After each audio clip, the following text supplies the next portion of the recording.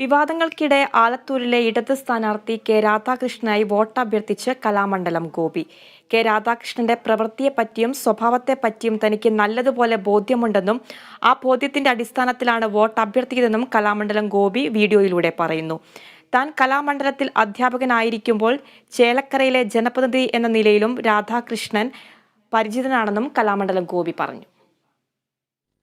നമ്മുടെ ബഹുമാനപ്പെട്ട മന്ത്രി, ദേവസ്വം മന്ത്രി കെ രാധാകൃഷ്ണൻ ഇത്തവണ ലോകസഭയിലേക്ക് ആലത്തൂർ മണ്ഡപത്തിൽ നിന്ന് സ്ഥാനാർത്ഥിയായിട്ട് നിൽക്കാൻ തീരുമാനിച്ചിരിക്കുകയാണ്. അതുകൊണ്ട് തന്നെ അദ്ദേഹത്തിൻ്റെ സ്വഭാവത്തിനെ സംബന്ധിച്ചും പ്രവൃത്തിയെ സംബന്ധിച്ചും ജനങ്ങളോടുള്ള പെരുമാറ്റത്തിനെ സംബന്ധിച്ചും എനിക്ക് നല്ലപോലെ ബോധ്യമുണ്ട്.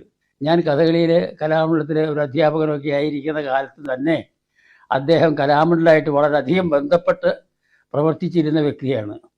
അതായത് ചേലക്കരയിൽ നിന്ന് വിജയിക്കുമ്പോഴൊക്കെയും കലാമണ്ഡലത്തിൻ്റെ ഓരോരോ പ്രവർത്തനങ്ങൾക്കും അദ്ദേഹം മുന്നിട്ട് നിന്ന് ഉത്സാഹിച്ച് ചെയ്യുമായിരുന്നു.